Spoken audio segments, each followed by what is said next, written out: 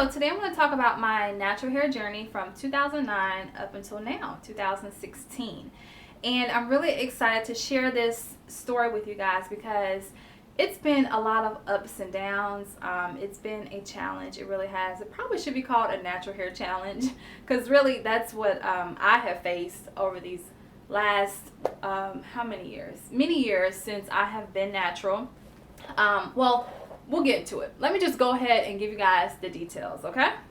So, for me, it all started back in 2008 when I used to just be at home, stay-at-home mom at the time, and it was my first child, and I needed something to keep me busy and something to keep me interested because, you know, when you have a newborn baby, you're kind of just stuck in the house until you're comfortable enough to take the baby outside of the home. So I would just watch YouTube in order for time to pass by, in order to keep myself awake and alert, and just to do something, adult-like.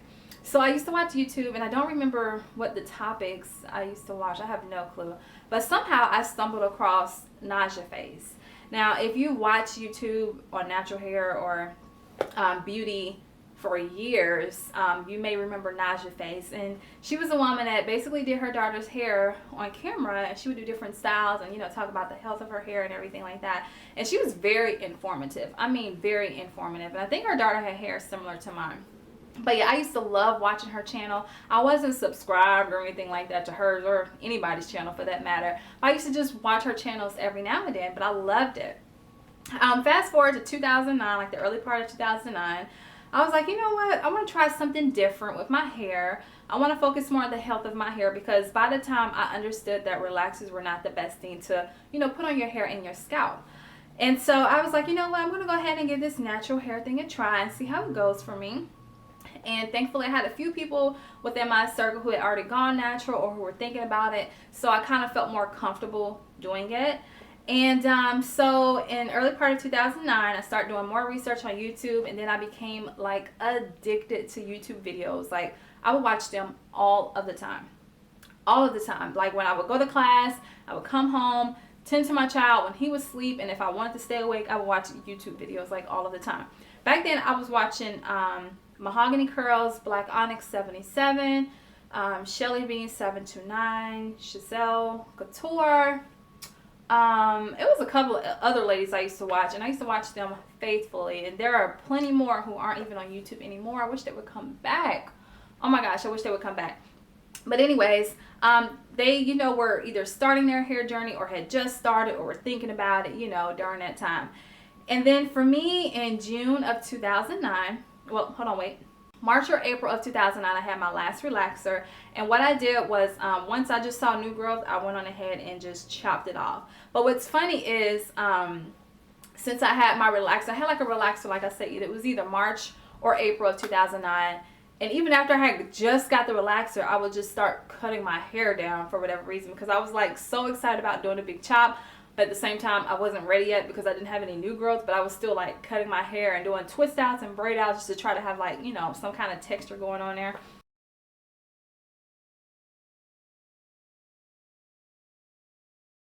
June 9th of 2009, I did the big chop.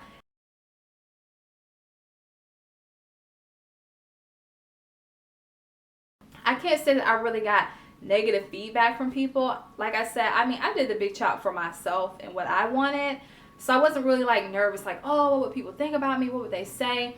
Most people who did have an opinion, they said that they loved it, they liked it, or they had already done a big chop, so they were excited about the whole thing.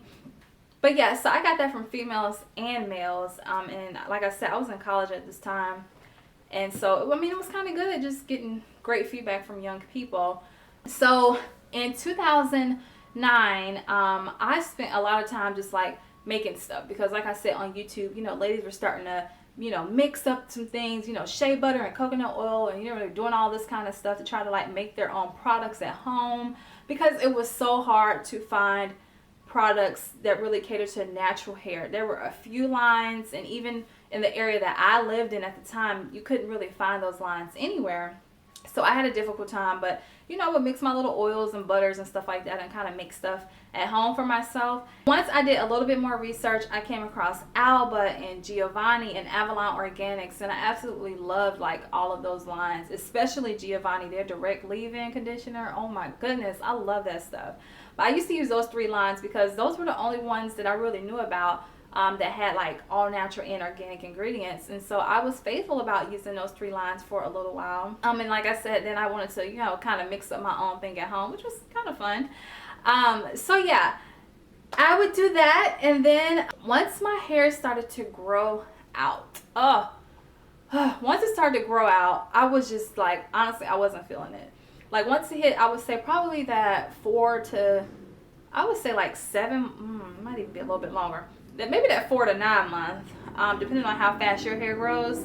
Like it's that length where it's too short to do one thing and then it's too long to do another thing.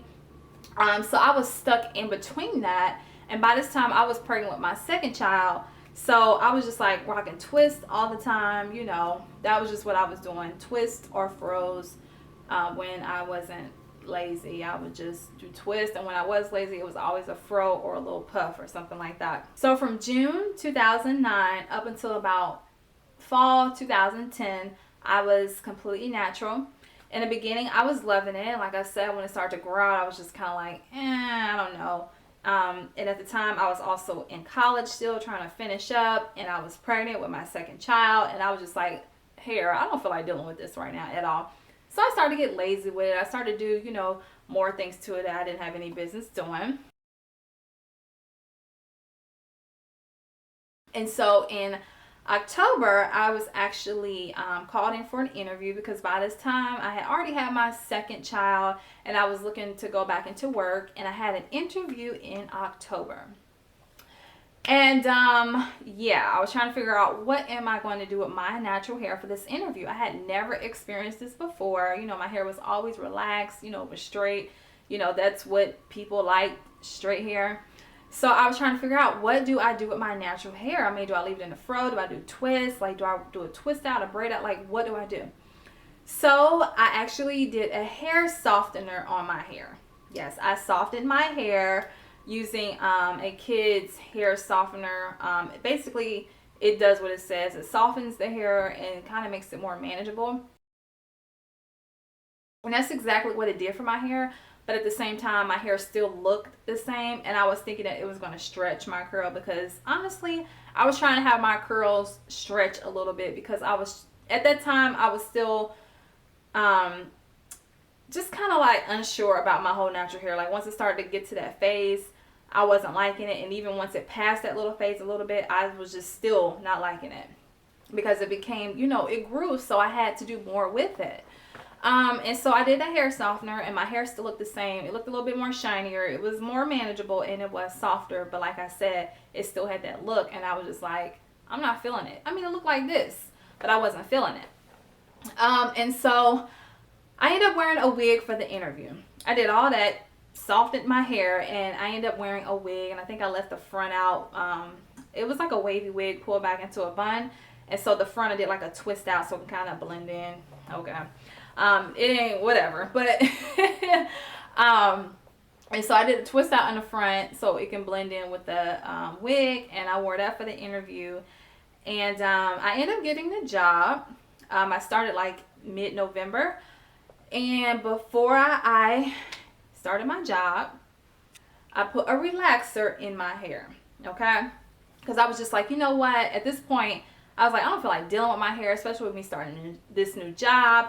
I have 2 kids that are very young, and I just don't want to deal with my hair. Like, just being honest, I was not thinking about the whole natural hair thing at all. I put a relaxer in my hair, and my hair did not take at all. Like, well, it took, but my hair was not bone straight.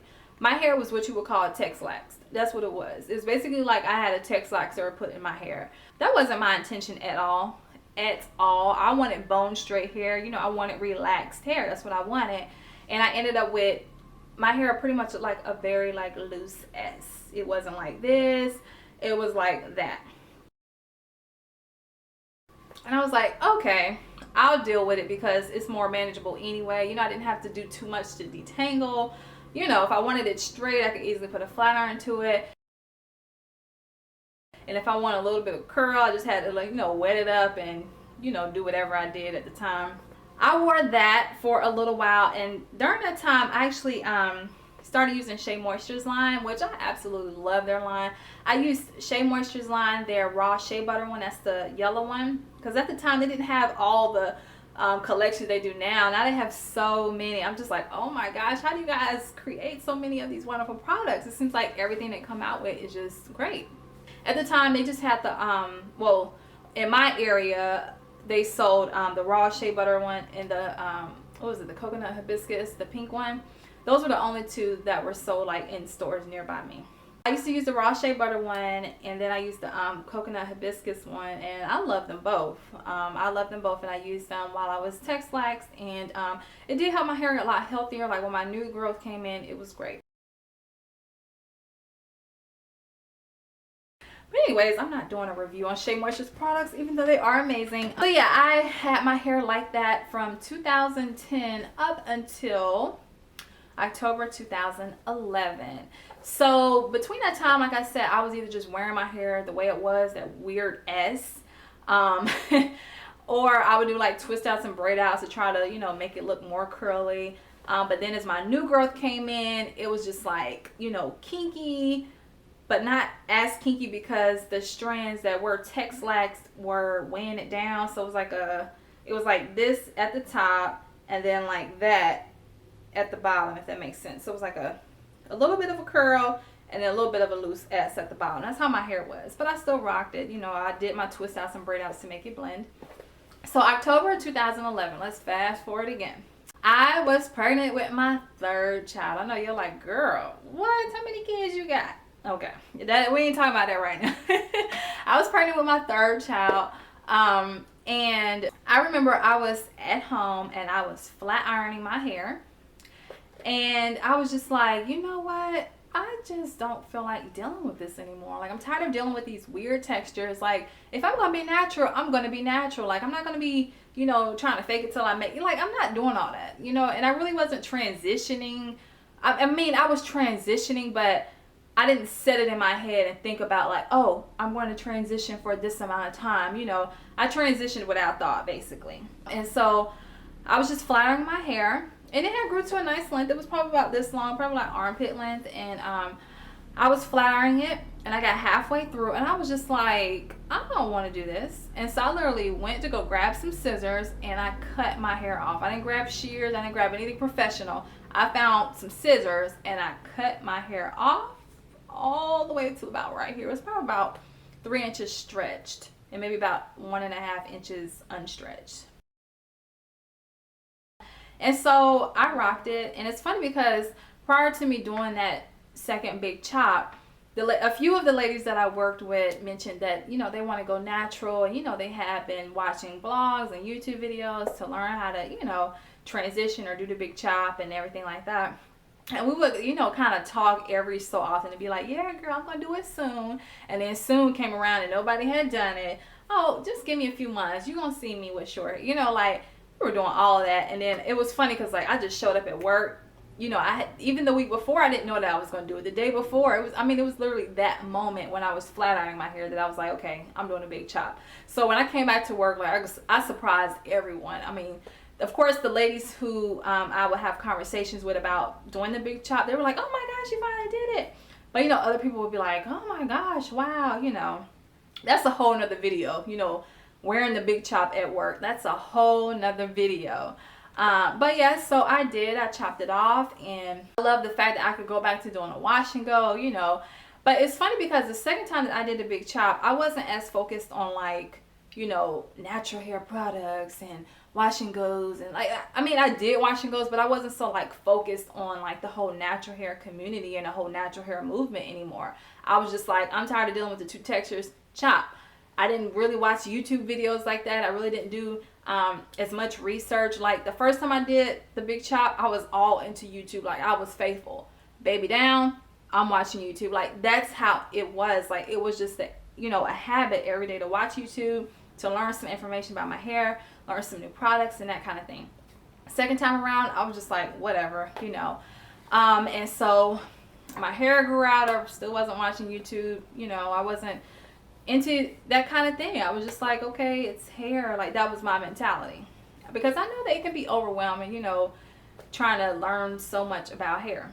From October 2011 up until, oh my gosh, late 2013, the late part of 2013. So a friend of mine, now by this time I had already had my third child, and honestly I went back to the same thing of just like, my hair is getting to that point where I'm just like, you know. And even when it would grow out even longer than that awkward stage, I was still like just too lazy to do it. I didn't want to do it, you know. So I was just like, whatever, a fro every single day. That's pretty much what I did.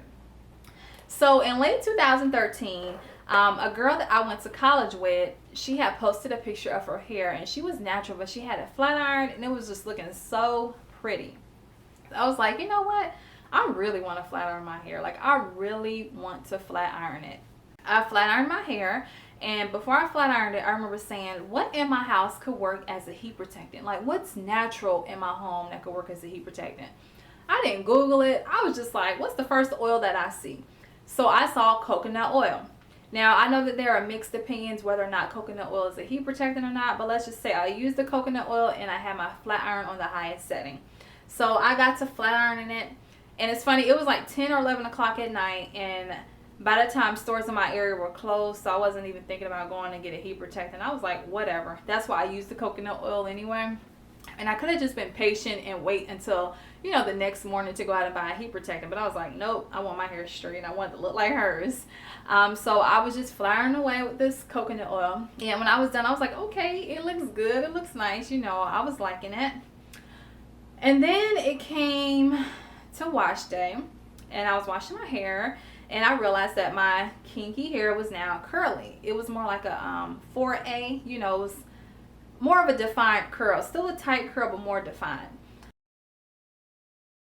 And I was like, okay, obviously I'm suffering from heat damage, but it's not that bad, so I don't have to cut it off and start all over. Like, I'm going to deal with it and, you know, work it. That's pretty much what I did, because even though it was heat damage, like, most people wouldn't know. I would say unless you're like a professional or you're a natural hair specialist or something like that, you would know, but maybe like to the normal person, they wouldn't. And so I wore it like that. And then I remember January 2014, I actually went to go get my hair professionally straightened. And I remember the girl asking me, she said something to the effect of, do you flat iron your hair? Do you straighten your hair? And I was just like, no, you know, because I didn't want to be called out for having heat damage if that's what she was going to say. Honestly, I don't know what she was going to say, but I was just like, no. And she was like, oh, okay. But I'm sure she was probably like, yeah, you do. You got heat damage, girl. Anyway, she didn't say that. She just did my hair, and it came out so gorgeous. It was beautiful. But yeah, so I was like, you know what, after I have my hair professionally straightened, I'm going to take a break from using heat. And that's what I did for a few months. And then from January until October of 2014, I kind of started to take care of my hair a little bit. But then I got lazy with it just because of stuff, life.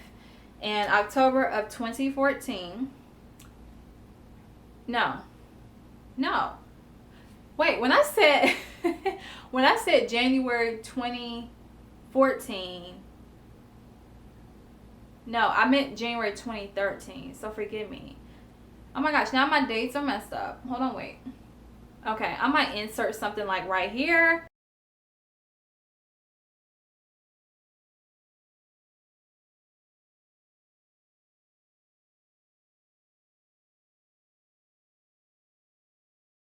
October 2013. Okay, 2013. I decided to go back to heat and flat iron my own hair. This time I did use a heat protectant. I used like 2 of them. So I was flat ironing my hair, and I was like, okay. And then like every day after that, or every other day, I was still flat ironing my hair. Sometimes I would use a heat protectant, and sometimes I wouldn't, because in my mind I was thinking, oh, I had just sprayed my hair like the other day, so that heat protectant should still be up there. I would just be flat ironing away. Then after a while, I just started getting lazy with it. And then I washed my hair, and then that's when I realized, oh my gosh, I have severe heat damage. Like, It wasn't like what it was before where all the curls, all the strands were uniform and they all looked the same. No. This time I had straight pieces, I had wavy pieces, I had curly pieces. It was a mess. And then I had the new growth of my actual texture. Oh my gosh, when I say heat damage is the worst on that level, no. It was horrible. It was bad. And then my hair was dry. It was always breaking. Like, it was the worst ever. And so I was just like, you know what? I'd rather have my hair straight than have it with all those different, you know, things going on with it.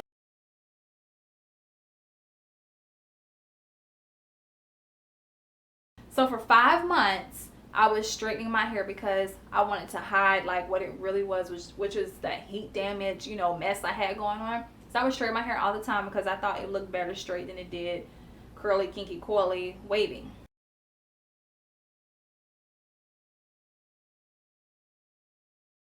Then March 31st, 2014 came along, and what do you think happened?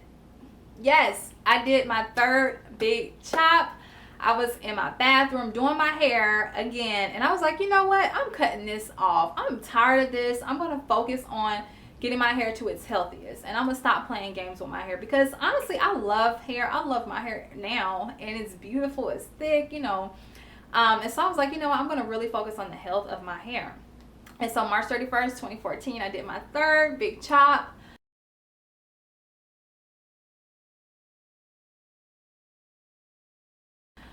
Maybe my last. I'm kind of hoping this is my last big chop, of course, until maybe I get older.